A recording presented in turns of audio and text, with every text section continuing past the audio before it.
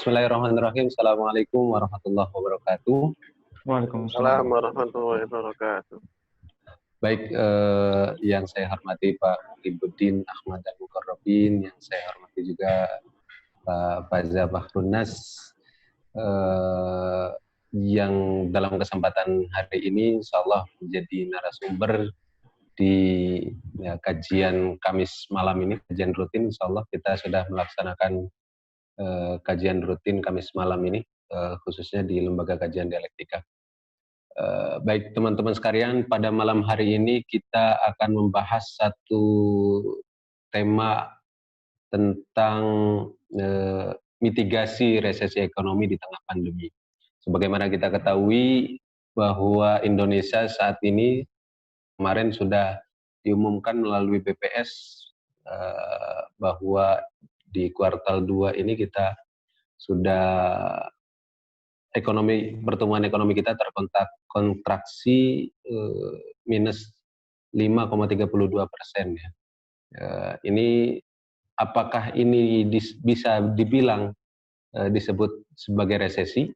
Nah, kita akan diskusikan teman-teman dengan salah satu pengamat ekonomi dan juga beliau sekarang masih dalam pemerintahan juga sebagai salah satu anggota di Komite Nasional Keuangan Ekonomi Syariah, yaitu Pak Muhibbuddin Ahmad Al-Mukarrabin, dan satu narasumber lagi yaitu Pak Faza Bahrunnas. Beliau adalah dosen Fakultas Ekonomi Universitas Islam Indonesia. Oke, saya ingin ke Pak Muhib terlebih dahulu.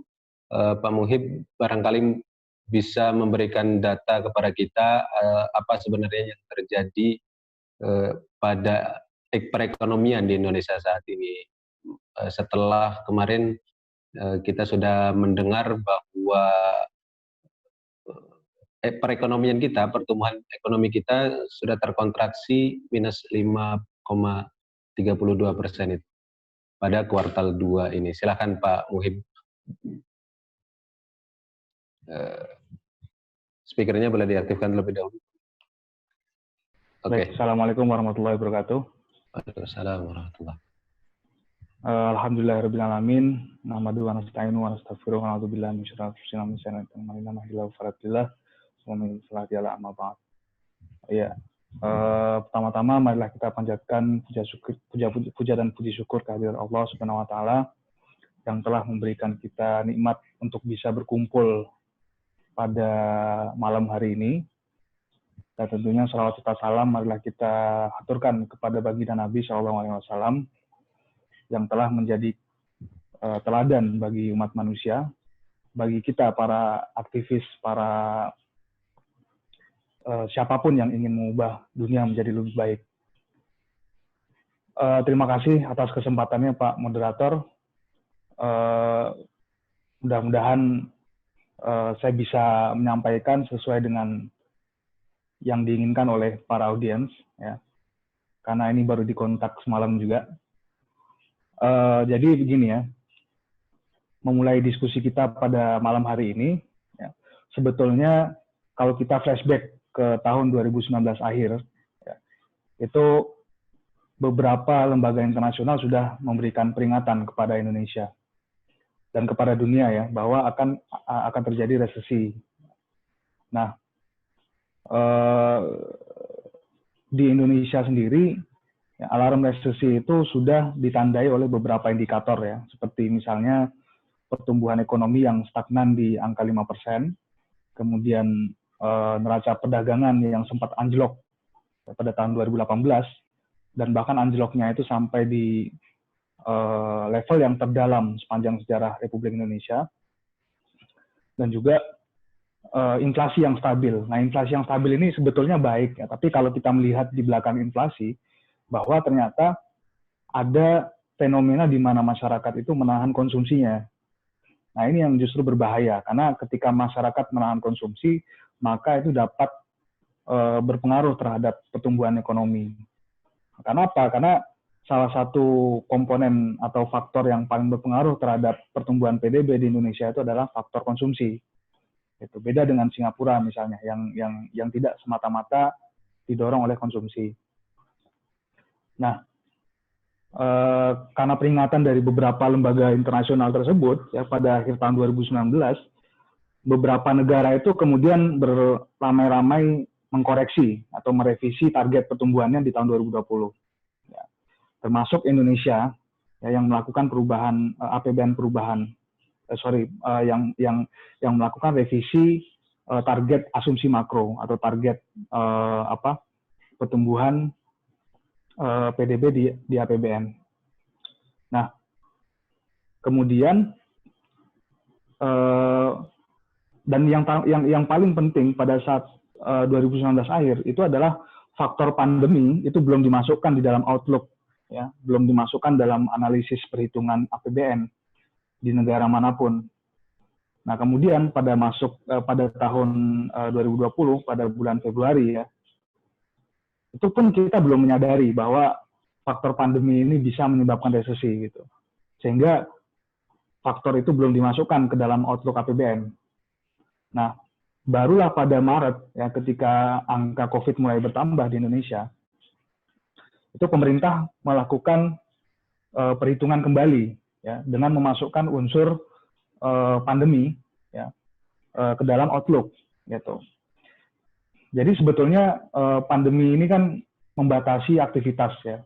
Pandemi ini membatasi kegiatan ekonomi, membatasi pergerakan, membatasi kerumunan dan lain sebagainya.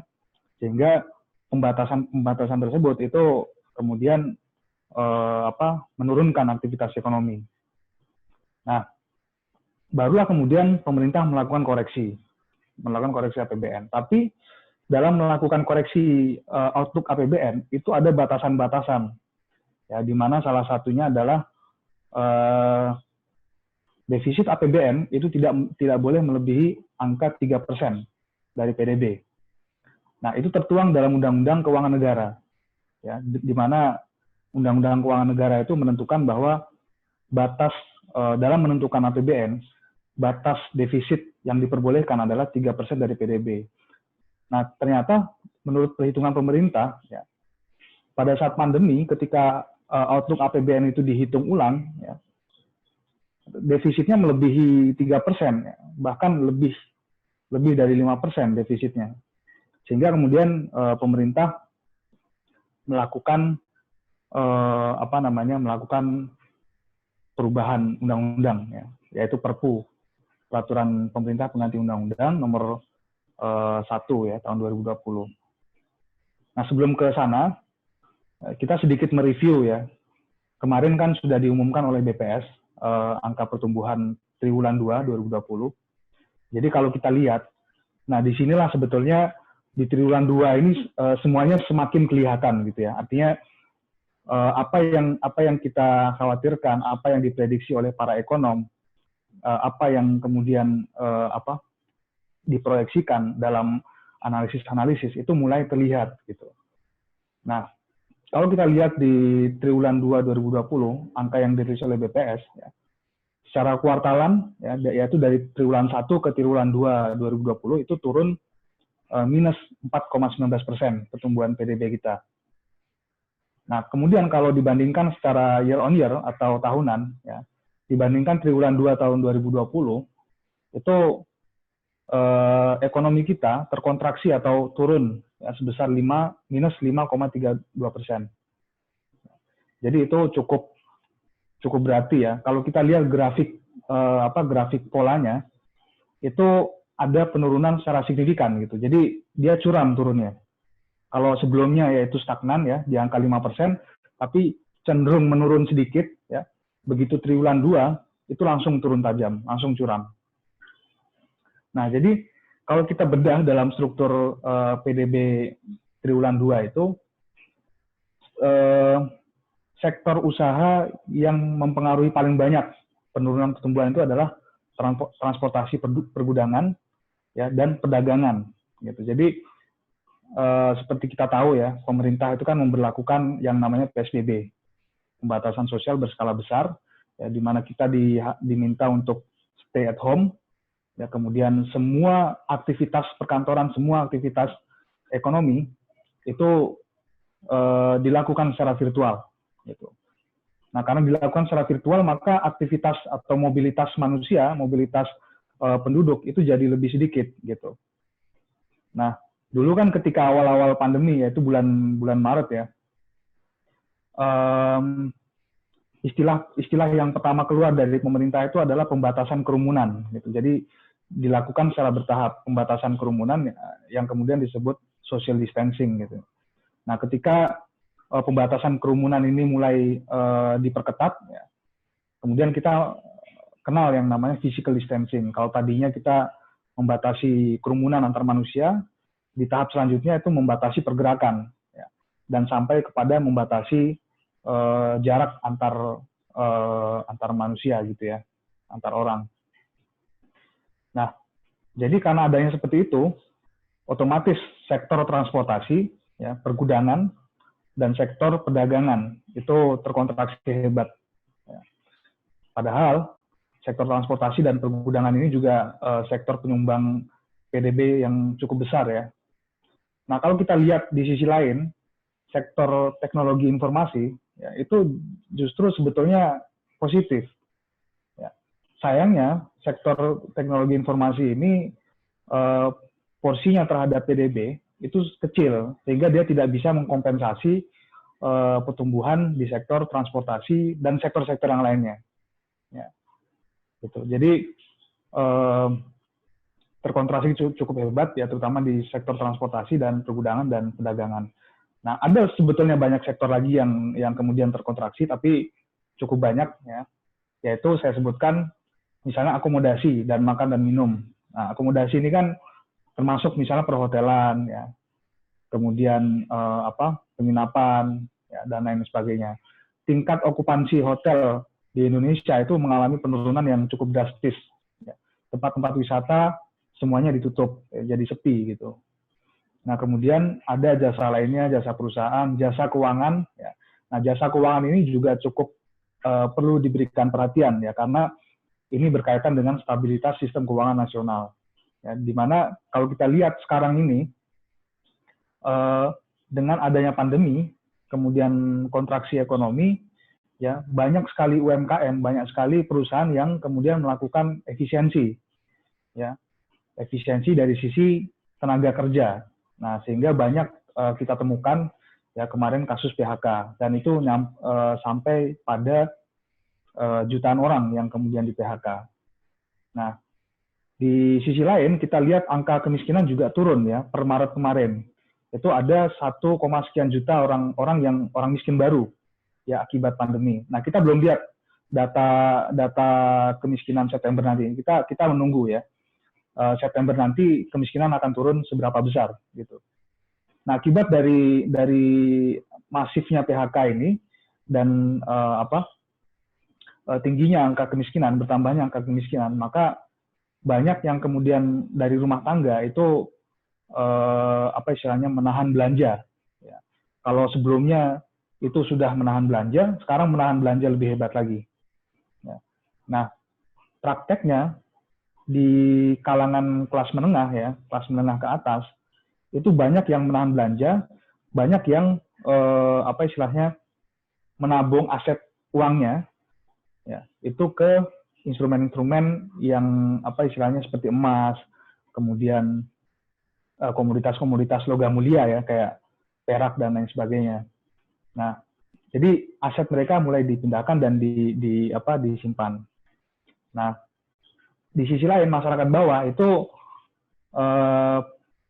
pendapatan atau sumber pendapatan mereka semakin berkurang gitu, sehingga mereka itu mengalami kesulitan dalam hal konsumsi rumah tangga.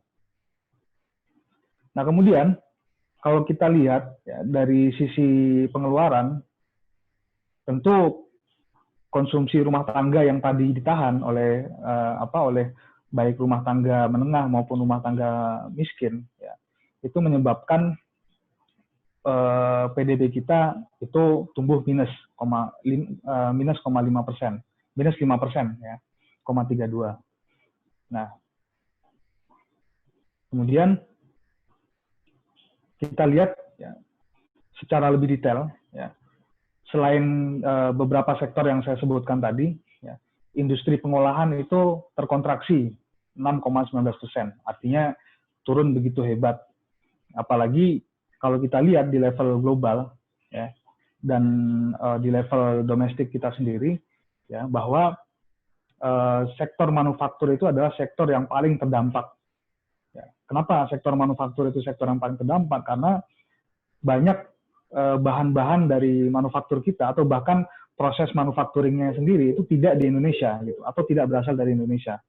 Nah, di level global sendiri ya, itu negara-negara pengekspor utama produk manufaktur ya, atau negara-negara pengekspor utama bahan dari manufaktur itu juga mengalami lockdown ya. Terutama negara G7 ya, seperti Amerika, kemudian Jerman, kemudian Prancis ya, Italia ya. Negara-negara pemasok manufaktur itu menutup diri kemudian ya, sehingga menyebabkan gangguan pada rantai pasok internasional ya, rantai pasok global di sektor manufaktur. Nah, makanya di Indonesia sendiri kita lihat efeknya adalah industri pengolahan itu terkontraksi 6,19%. Ya, dan itu cukup dalam. Apalagi banyak beberapa proyek-proyek infrastruktur itu juga di stop, ya, ditunda. Perdagangan terkontraksi 7,57%, kemudian konstruksi juga ya sama, terkontraksi 5,39% karena pemberlakuan PSBB, sehingga banyak proyek yang di stop, ditunda. Transportasi, nah ini paling hebat, terkontraksi sebesar 30,84%. Bayangkan betapa hebatnya dampak PSBB ini terhadap sektor transportasi. Makanya beberapa waktu yang lalu kita melihat banyak aksi-aksi solidaritas ya terhadap Gojek, terhadap ojek pangkalan dan ojek online gitu. Akomodasi dan makan minum terkontraksi 22,02%. Gitu. Nah, jadi itu gambaran seberapa besar resesi dari yang dihasilkan oleh pandemi ini gitu ya. Nah, lalu yang pemerintah lakukan, kita kembali ke pembahasan soal Perpu tadi. Jadi pemerintah itu mengeluarkan Perpu nomor 1 tahun 2020. Perpu ini itu merevisi, bahasanya mungkin melonggarkan dua undang-undang di sini. Yaitu yang pertama adalah Undang-Undang Keuangan Negara, dan yang kedua itu adalah undang-undang mengenai stabilitas sistem keuangan, gitu. Jadi pada undang-undang nomor 1, pada undang-undang tentang keuangan negara itu dilakukan pelonggaran, misalnya pembatasan defisit APBN yang dibolehkan. Jadi kalau dalam Perpu itu dibolehkan defisit APBN melebihi 3% sampai pada tahun 2023 kalau saya tidak salah. Nah, kemudian ada beberapa penguatan kewenangan dari para regulator sektor keuangan ya, untuk melakukan upaya-upaya pemulihan sektor keuangan nasional ya, atau ekonomi nasional, seperti misalnya BI, kemudian OJK, kemudian LPS ya, dan juga Kementerian Keuangan. Nah, kemudian setelah diterbitkannya Perpu nomor 1 tahun 2020, itu pemerintah melakukan perubahan postur APBN, ya, yang tadi saya bilang bahwa angka defisitnya itu melebihi 3%. Nah, APBN perubahan ini itu tertuang dalam Peraturan Presiden nomor 54 tahun 2020 ya, tentang perubahan postur dan rincian APBN tahun anggaran 2020. Perubahan itu mencakup yang pertama ya, pendapatan negara yang tadinya pada Undang-Undang APBN yang lama diharapkan 1.760 triliun ya, pada Perpres yang baru ini, pada postur APBN yang baru ini kemudian dinaikkan yang tadinya 2.233 triliun targetnya ya, itu diturunkan menjadi 1.760 triliun.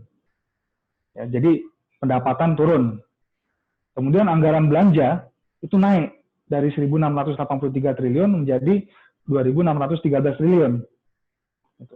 Nah, otomatis defisit anggarannya itu sebesar 307 triliun.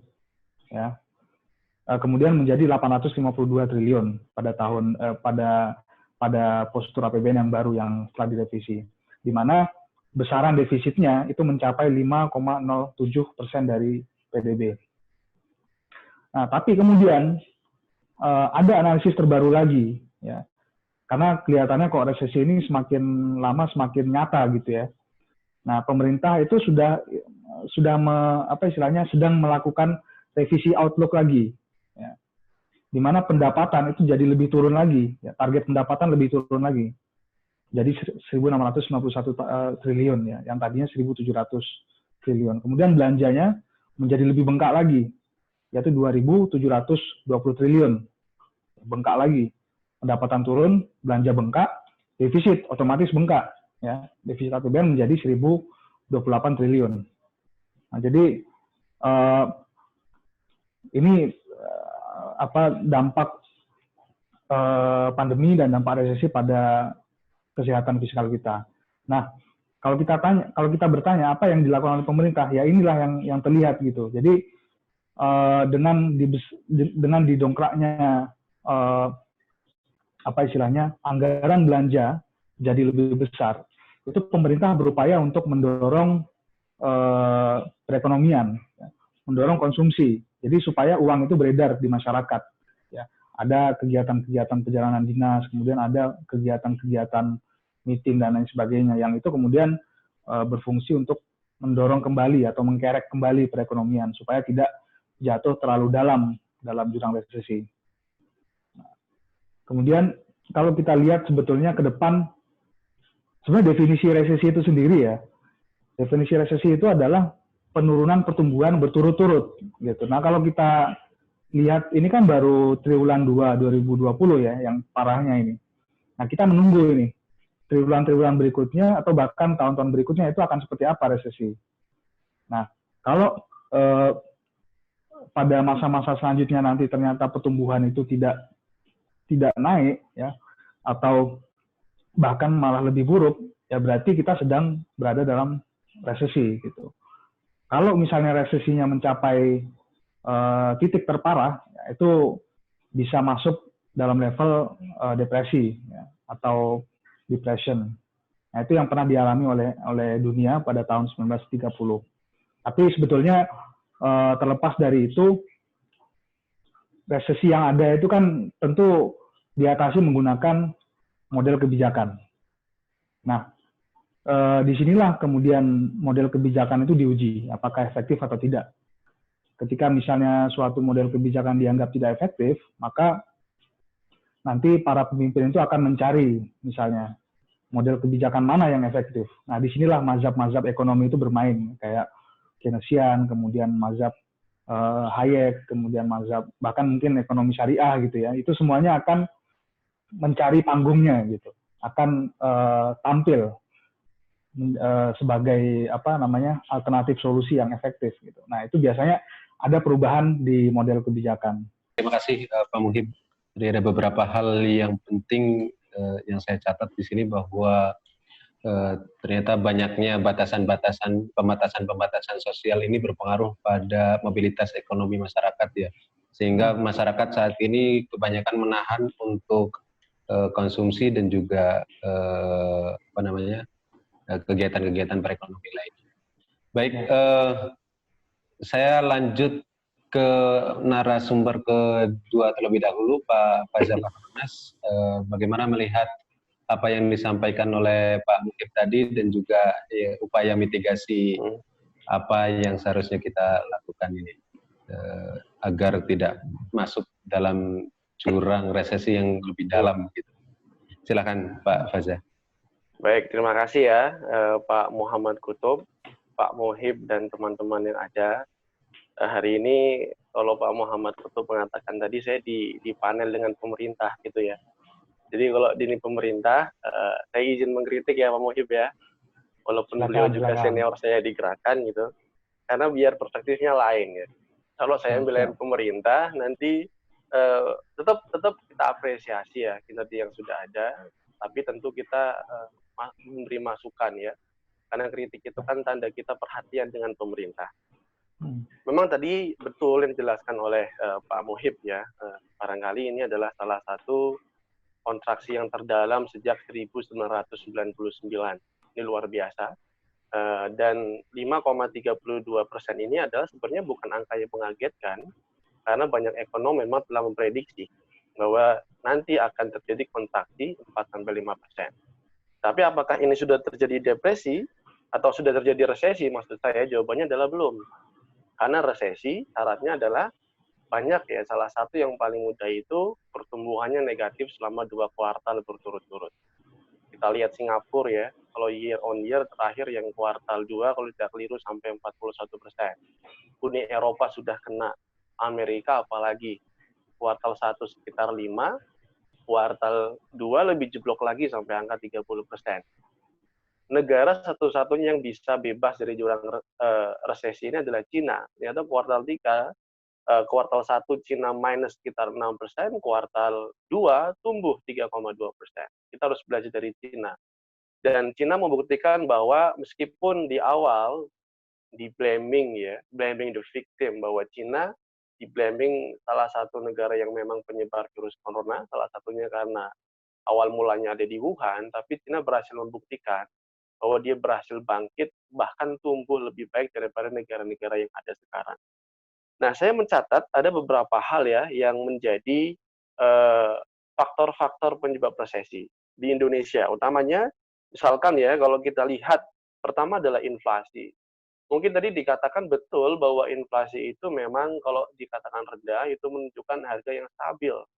Tapi kita ingat, faktor inflasi itu salah satunya adalah demand pull inflation ya.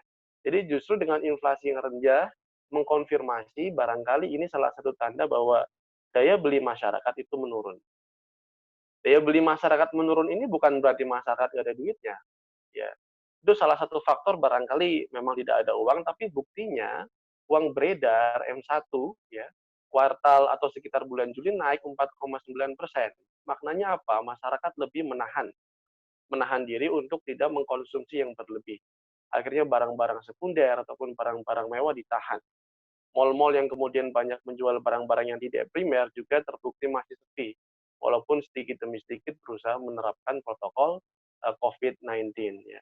Jadi uangnya ada di bank ya, uangnya ada di bank, dan M1-nya terlihat naik tapi konsumsi ternyata tadi tidak terlalu menggembirakan ya. Bahkan indikator-indikator yang naik dari BPS tadi hanya pertanian, komunikasi, dan jasa keuangan. Dan yang kedua ya, kalau kita lihat tadi dikatakan bahwa daya beli indikasinya menurun dari tingkat inflasi yang rendah, yang kedua adalah kenapa kemudian kita mengalami pertumbuhan yang negatif itu adalah dari foreign direct investment yang tidak begitu mengembirakan.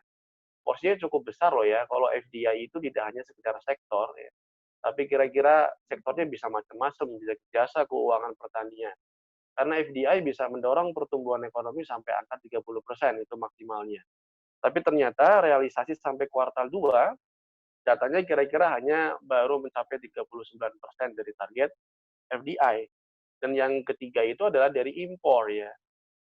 Impor yang turun ya, yang masuk ke Indonesia juga indikasi bahwa kita tahu bahwa impor ini juga tidak untuk kebutuhan konsumsi saja, tapi juga kebutuhan produksi dari perusahaan-perusahaan.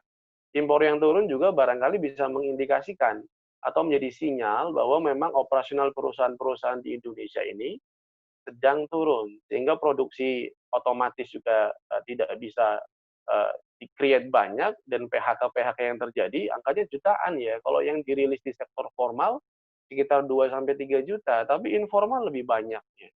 Tidak hanya sekedar PHK, tapi pemotongan gaji juga di mana-mana gitu. Misalkan di tataran pendidikan juga sama, work from home juga membuat aktivitas tidak berjalan dengan baik, daya beli di sekitar kampus misalkan di Jogja juga berkurang karena mahasiswa sudah balik ke kampung. Dan kemudian yang paling vital sebenarnya pemerintah kebijakannya sudah sangat baik ya, memberikan dana stimulus. Walaupun di sini pro kontra ya, ini stimulusnya kurang atau enggak ya. Karena dilihat dari persentase dari GDP memang masih kecil dibanding negara tetangga seperti halnya Malaysia maupun Singapura. Tapi hampir 700 triliun atau tepatnya sekitar 695 triliun sebenarnya angka yang cukup besar. Kalau kita bagi memang ada stimulus kalau di kesehatan sekitar 85 triliun, 87 triliun, atau dana sosialnya sampai 200 triliun lebih. Tapi sayangnya serapannya kecil gitu. Sampai sekitar bulan Juli, serapan di kesehatan tercatat ini sebelum atau setelah Pak Jokowi marah-marah ya, itu tidak lebih dari 10%. Atau bahkan ada yang merilis hanya sekitar 7,4%. Bahkan dana sosial yang digunakan tujuannya adalah untuk stimulus ya aktivitas ekonomi dari perspektif demand, dari 203 triliun hanya sekitar 30% yang baru terserap ya. Ini juga jadi masalah. Ini menunjukkan memang kalau kita lihat dari pimpinan puncak ya Pak Jokowi ingin memberikan stimulus yang tinggi ya, tetapi ternyata dalam prakteknya ini juga ada kendala birokrasi. Maka kemudian ini juga harus dipikirkan jalan keluarnya, karena lagi-lagi PR pemerintah, walaupun APBN-nya juga lumayan gede, stimulusnya juga lumayan gede, tapi serapannya rendah. Gitu. Buat apa kemudian dana stimulus gede, tapi kemudian nggak sampai ke masyarakat dengan baik ya. Apalagi kemudian telat. Akhirnya kejadiannya adalah hari ini bahwa kita terkontraksi cukup tinggi, 5% lebih. Dan kalau kita lihat dari aspek stimulus ya, memang elemen-elemen yang diberikan cukup banyak ya. Jadi sekitar 700 triliun ya, sekitar 400 sampai 500 triliun itu ke supply side. Subsidi BUMN lah, kemudian kesehatan dan segala macam dunia usaha UMKM. Tetapi ke demand side ini cuma 200 triliun. Padahal hukum ekonomi atau realita mengatakan bahwa demand will create its supply gitu. Jadi agak nggak imbang nih kira-kira. Supply-nya banyak di subsidi, tapi di demand ini cuma 200 triliun. Perbandingannya 400 sampai 500 triliun. Double kalau di mana supply. Tapi kalau supply-nya kemudian di subsidi tinggi, tapi demand-nya nggak ada, ini juga nanti efektivitasnya juga dipertanyakan. Dan ini juga ada fakta yang menarik ya, yang menunjukkan bahwa ternyata konsumsi kita, Indonesia kan memang negaranya banyak ditopang faktor konsumsi ya. Makanya kadang kalau krisis agak stabil asal konsumsinya kuat. Tapi krisis kesehatan ini lain ya. Yang terjadi krisis kesehatan ini atau hari ini COVID-19 adalah krisisnya kesehatan, keuangan, dan psikologis. Langsung tiga-tiganya. Sementara kalau kita lihat sektor konsumsi di Indonesia, 40%-nya ditopang oleh kelas menengah. 40%-nya kelas menengah. Bank Dunia merilis ya bahwa 2020 kira-kira ada 115 juta kelas menengah. Yang pengeluarannya sehari $2 per atas, $2 ke atas dalam sehari. 40% pengeluaran ini ataupun konsumsi di Indonesia yang ditopang kelas menengah, tapi di sisi lain ternyata kelas menengah lebih banyak atau memilih menyimpan dananya di bank ya, sebagai tabungan karena mereka sadar, mereka melek literasi bahwa dana cadangan itu dalam aktivitas ataupun perspektif personal finance itu sangat penting apalagi di masa pandemi ya. Dan kemudian meskipun PSBB dilonggarkan, mal-mal dibuka ataupun kemudian aktivitas transportasi juga dibuka, pariwisata juga demikian, tapi ternyata kelas menengah ini masih takut untuk ngeluarin duitnya. Karena kelas menengah tahu bahwa kelas menengah ini punya tingkat literasi yang baik. Jadi dia bisa membedakan tuh kira-kira sektor-sektor mana yang itu aman untuk dikunjungi, sektor mana yang kemudian dia bisa bedakan mana yang sesuai protokol COVID atau tidak. Pelonggaran PSBB yang ada hari ini buat kelas menengah ini justru membuat kelas menengah semakin takut untuk melakukan aktivitas konsumsi. Karena literasi mereka baik dan kelas menengah juga melek data bahwa pelonggaran PSBB hari ini justru dengan jumlah tes yang semakin banyak, angka COVID semakin tinggi. Bahkan sekarang sudah menyentuh barangkali 110.000 lebih. Dan makanya kalau kita lihat kebijakan ekonomi ke depan, seharusnya subsidi itu ataupun dana-dana yang sifatnya untuk aktivitas konsumsi tidak hanya diberikan untuk orang-orang kelas menengah bawah ya, atau kita sebut ya kelas bawah ya.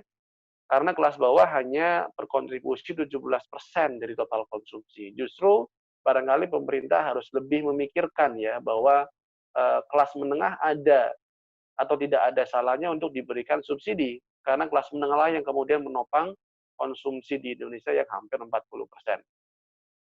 Dan ada satu riset yang menarik ya dari Morgan Stanley yang mengatakan bahwa kita masuk the top 5 vulnerable countries di negara-negara yang sangat rentan terhadap efek aktivitas atau dinamika ekonomi global. Yang pertama ada India, yang kemudian ada Brazil, kemudian ada Afrika Selatan, ada Turki, dan kemudian Indonesia. Turki sudah resesi. Brazil juga sama. India apalagi lebih ngeri daripada kita. Jadi kalau lihat kondisi global hari ini, rasanya exposure atau resiko kita mengalami resesi akan sangat tinggi peluangnya. Ataupun ketika itu ekonominya tumbuhnya mungkin akan sangat tipis. Hanya 0,5% saja. Oleh itu saya kira selama serapan dana stimulus ekonominya masih kecil, ya, birokrasinya masih berjalan biasa-biasa saja, karena barangkali kesadaran krisisnya itu barangkali belum muncul dalam aktivitas birokrasi, maka di kuartal 3 kemungkinan kita untuk mengalami kontraksi kembali sangat mungkin kalau kebijakan ekonomi tidak berubah. Oke, baik. Terima kasih Pak Faza atas presentasinya tadi.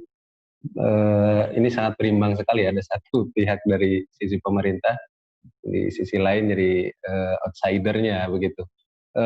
Saya ingin bertanya terlebih dahulu kepada Pak Muhib. Kalau kita melihat dari beberapa pengamat ekonomi, coronavirus ini ternyata tidak hanya ya pertumbuhan perekonomian utamanya di Indonesia ini ternyata katanya tidak hanya coronavirus ansih begitu. Beberapa pengamat mengindikasikan bahwa resesi akan terjadi ada atau tidak adanya corona. Nah, bagaimana Pak Muhib melihat ini? Apakah benar ini adalah corona ansih begitu? Hanya karena faktor corona sehingga terjadi pembatasan sosial dan sebagainya begitu, dan terjadi minus 5,32%. Silakan Pak Muhib. Ya, sebetulnya kalau kita flashback ke tahun 2019 akhir ya, di mana Outlook APBN 2020 itu dibahas ya. Faktor dari resesi itu belum dimasukkan. Jadi bahwa ada alarm terkait resesi itu ada dari lembaga-lembaga internasional, kemudian dari para ekonom gitu ya. Bahkan resesinya itu bukan cuma untuk Indonesia, tapi juga untuk global. Nah, hanya memang pada saat pembahasan APBN tahun 2020 pada T-1 yaitu tahun 2019, unsur itu belum dimasukkan ke dalam Undang-Undang APBN. Nah, maka pada tahun 2020 ya itu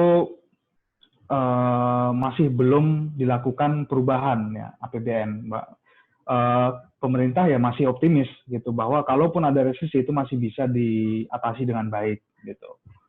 Nah, apalagi ya kita lihat Pak Jokowi ini kan sedang menggenjot yang namanya investasi gitu ya. Nah, sedangkan investor ini tidak apa ya istilahnya, dia tentu akan melihat kondisi perekonomian. Apakah kondisi perekonomiannya baik ataukah tidak gitu ya.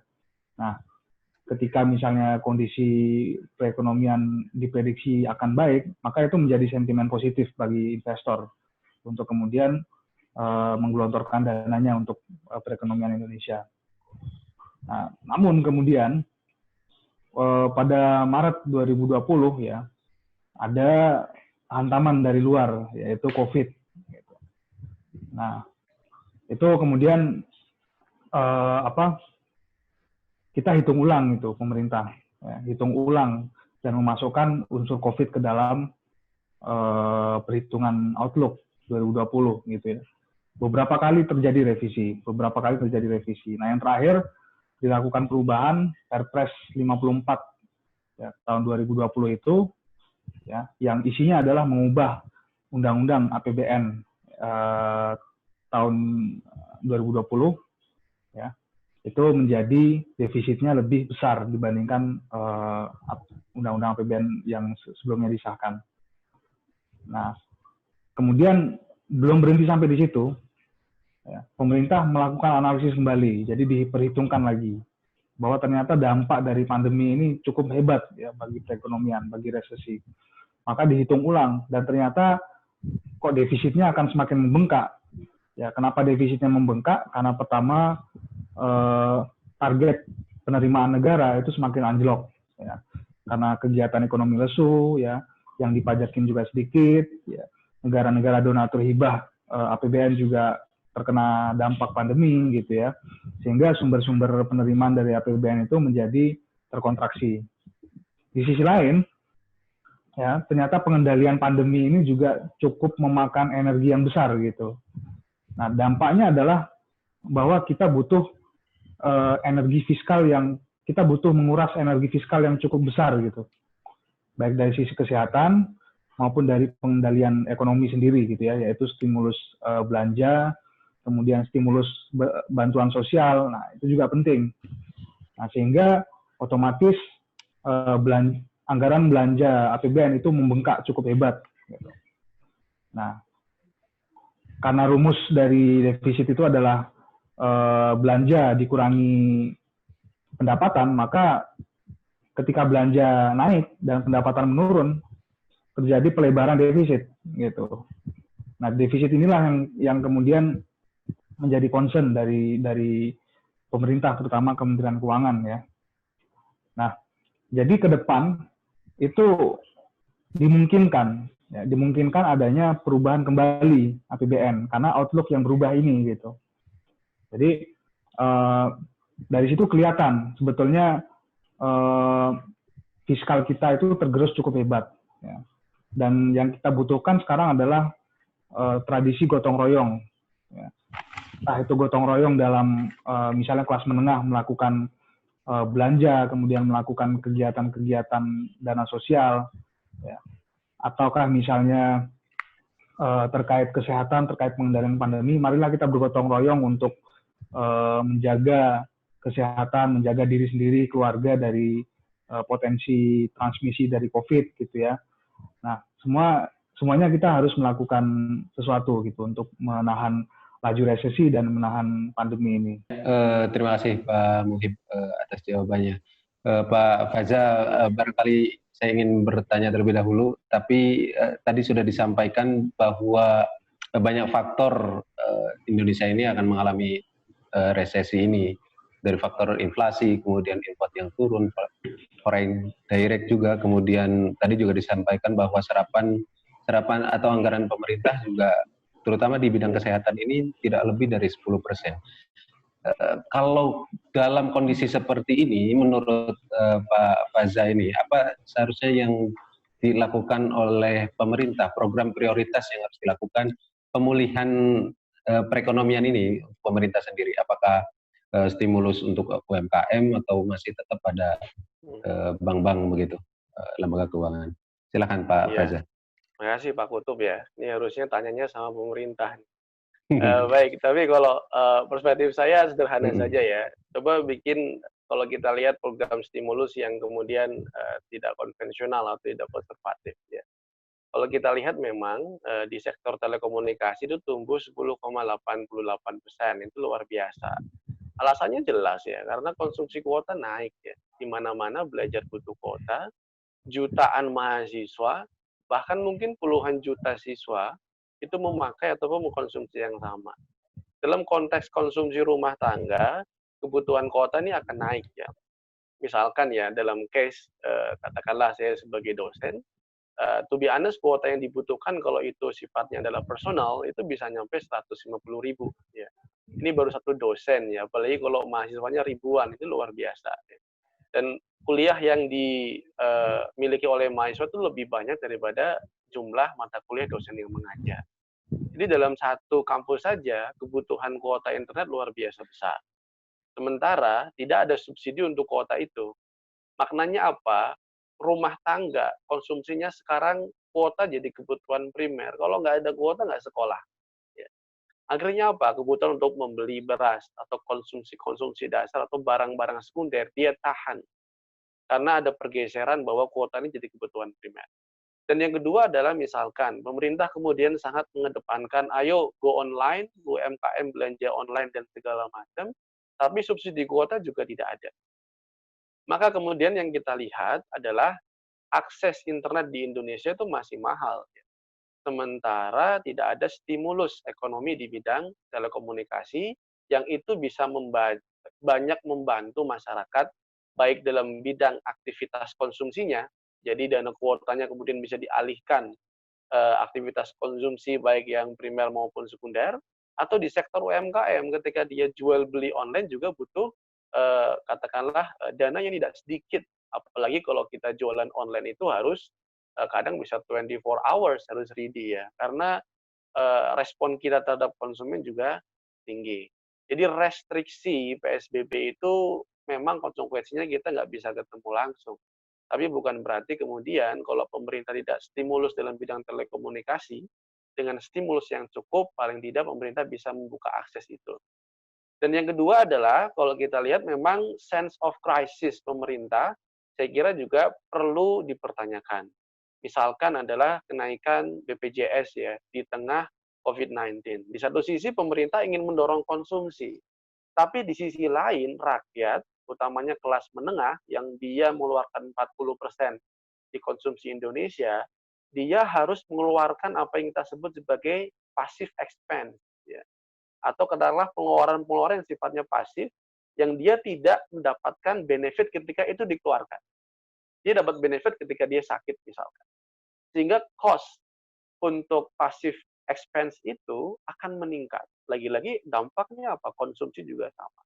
Dan selanjutnya kita juga melihat fenomena-fenomena ya di konteks mikro, di mana tiba-tiba harga listrik terlepas penjelasannya itu apa, tapi yang dialami masyarakat juga luar biasa. Hari ini memang pemerintah mensubsidi itu potongan listrik bagi misalkan 450 watt atau 50% barangkali ya di tingkat yang lebih tinggi ya, di kapasitas yang lebih tinggi. Tapi ingat, kelas menengah nggak dapat subsidi dari itu adalah masyarakat miskin. Sementara perekonomian kita 115 juta itu kelas menengah dan konsumsi ditopang kelas menengah, tapi insentif untuk kelas menengah belum ada.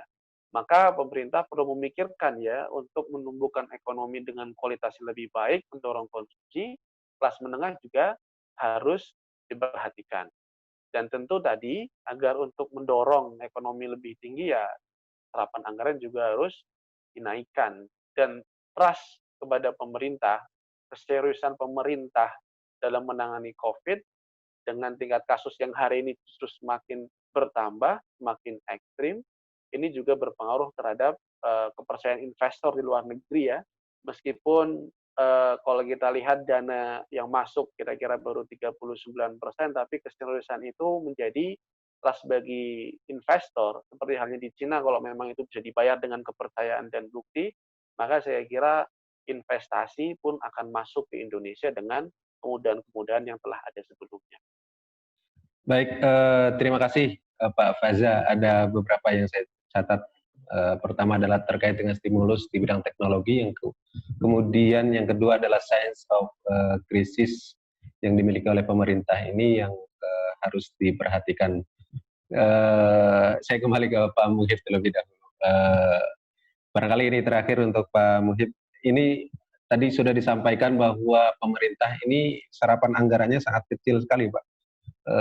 Faktor apa kira-kira yang membuat serapan anggaran di pemerintah ini sangat kecil sekali? Di bidang kesehatan tadi sudah disampaikan oleh Pak Faza hanya 10% gitu dari berapa ratus 75 triliun ya kalau tidak salah untuk kesehatan di masa pandemi ini. Silakan Pak Muhib.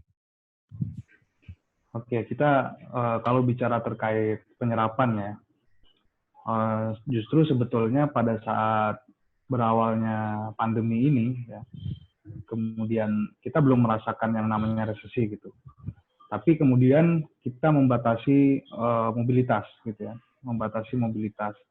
Jadi memang salah satu yang paling besar ya dari penyerapan anggaran itu adalah mobilitas ya, atau perjalanan dinas. Dan perjalanan dinas ini itu menjadi sumber pemasukan utama bagi para maskapai, itu seperti misalnya Garuda, Lion Air ya. Itu data penerbangan itu mengatakan bahwa mereka paling banyak mengangkut penumpang ya, perjalanan dinas. Nah, jadi sektor maskapai ketika misalnya terjadi pandemi kayak gini, dia terdampak sekali. Nah, pada saat berawalnya pandemi itu kita melakukan revisi internal ya, revisi anggaran di level internal gitu. Dan tentu orientasinya adalah membatasi pergerakan, membatasi segala macam karena semuanya dilakukan secara virtual gitu. Nah, dan di sisi lain belanja-belanja negara misalnya dari sisi infrastruktur ya, karena banyak juga ini serapan yang terjadi serapan yang diserap ke belanja infrastruktur gitu. Nah, itu juga dikurangi gitu ya, tertahan ya, karena infrastruktur untuk sementara berhenti proyek-proyek. Nah, kemudian selain infrastruktur juga banyak ya jenis-jenis belanja atau pos-pos belanja yang kemudian ditahan, di-hold oleh pemerintah. Nah, kemudian pada saat arahan terkait penyerapan ini kan baru arahan baru ya, jadi sehingga kita masih melakukan penyesuaian-penyesuaian gitu. Penyesuaian-penyesuaian bahwa kita harus menyerap ini cukup banyak dan kita harus memutarkan ini ke masyarakat dananya ya untuk menstimulus ekonomi. Nah, memang ada ketakutan di level internal birokrasi sendiri gitu ya, ketika misalnya ingin melakukan perjalanan kemana gitu, harus melakukan swab test dan lain sebagainya. Ada yang takut karena misalnya karena swab test kemudian jadi positif gitu, padahal sebelumnya baik-baik aja meskipun tidak dia sadari gitu kan. Ada juga yang memang takut karena memang tidak ingin tertular ketika berangkat perjalanan ke suatu daerah gitu. Kasus terbaru itu adalah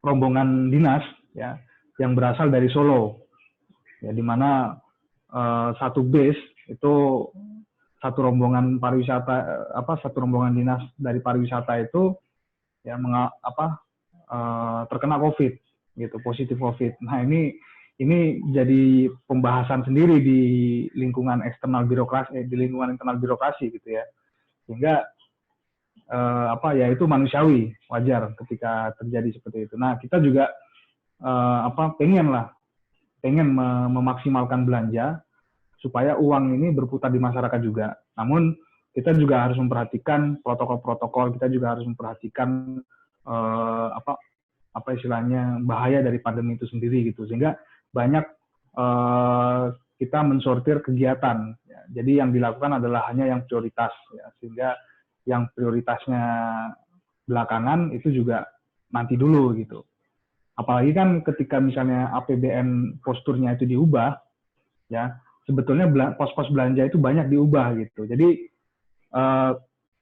jangan hanya berharap pada sektor-sektor yang pada pos-pos belanja yang biasa ya, seperti perjalanan dinas dan lain-lain, tapi justru pada kesehatan ya.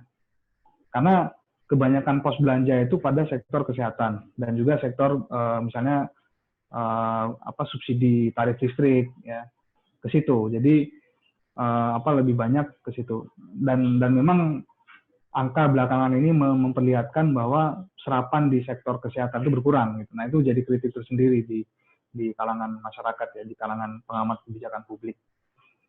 Nah, tapi upaya ini terus kita dorong gitu ya. Kita terus dorong ya, dan kita harapkan akan terjadi peningkatan belanja dari sisi pemerintah.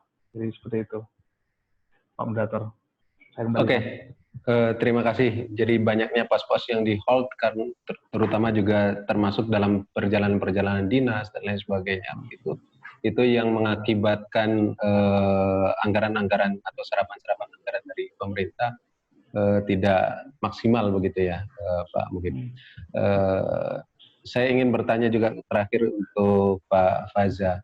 Ini barangkali di luar konteks pembahasan kita. Jadi ada ketakutan berlebih ketika sekarang ini Amerika minusnya sampai 32% kalau tidak salah.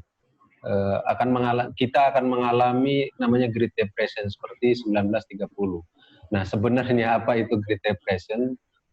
Kontraksi ekonomi PDB-nya sampai minus berapa sehingga itu bisa disebut depresi ekonomi gitu. Silakan Pak Faza. Ya, jadi kalau sederhana yang seperti dikatakan Pak Muhib tadi ya, Great Depression itu adalah semacam resesi yang terus berlangsung ya, dan impact dari resesi itu katakanlah dirasakan oleh keseluruhan dunia. Memang kalau kita lihat hari ini COVID-19 ini impact-nya memang ada indikasi-indikasi menuju Great Depression. Kenapa demikian? Karena keseluruhan dunia itu mengalami impact yang sama. Apalagi kalau kita lihat COVID-19 ini tidak hanya sekedar memberikan impact kepada bidang keuangan, tapi juga di sektor real. Kalau kita bicara sektor real itu ya kita bicara faktor-faktor produksi, kita bicara modal, kita bicara barang, kita bicara jasa, kita bicara daya beli dan segala macam. Jadi resesi yang dialami Amerika ini merupakan menurut saya ya, ini salah satu sinyal yang kuat bahwa Great Depression bisa akan datang. Tetapi di sisi lain ada sinyal yang juga menggembirakan, yaitu Cina yang besaran ekonominya juga tidak kalah dari Amerika. Walaupun hari ini kalau kita lihat jumlah PDB Cina masih kalah dari Amerika, nomor 2 ya Cina, tetapi pertumbuhan PDB-nya sangat tinggi. Dan Cina memang kalau kita lihat ya, apalagi kalau kita membahasnya pakai buku-buku Huntington gitu, ini jadi lebih menarik gitu ya. Memang menjadi kekuatan ekonomi baru dan tidak mengherankan ataupun barangkali tidak berlebihan jika Amerika kemudian hari ini ekonominya sakit, maka pusat perekonomian dunia setelah COVID bisa berubah ke timur, yaitu Cina. Apalagi hari ini Cina sangat agresif ya, dia nggak mau buat bank dunia, dia bikin bank sendiri. Apalagi hari ini poros Cina-Turki semakin kuat, dan Turki adalah salah satu negara kunci di Eropa yang membuka perdagangan di Asia dan kemudian Eropa menghubungkan. Turki juga sekarang mengakui mata uang yen atau yuan maksud saya atau renminbi dalam aktivitas keuangan antara dua negara. Apalagi Cina sekarang bikin obor, Cina banyak menguasai negara-negara Afrika, bahkan di Indonesia pun sudah mulai kelihatan betapa sangat agresifnya Cina. Jadi saya kira COVID-19 kalau ini berlangsung lama, ini akan merubah peta perekonomian dunia, di mana bisa jadi perekonomian dunia hari ini bisa condong ke timur, yaitu adalah Cina. Kira-kira peta ekonomi politiknya begitu ya, Pak Kutub, walaupun tentu statement ini perlu diuji lebih dalam, baik secara akademis ya, baik melalui angka-angka, ataupun tentu barangkali dalam realita yang terjadi. Tapi saya kira prediksi-prediksi seperti itu sudah banyak diberikan oleh para akademisi tidak hanya dalam perspektif politik, tapi kondisi real ekonomi hari ini.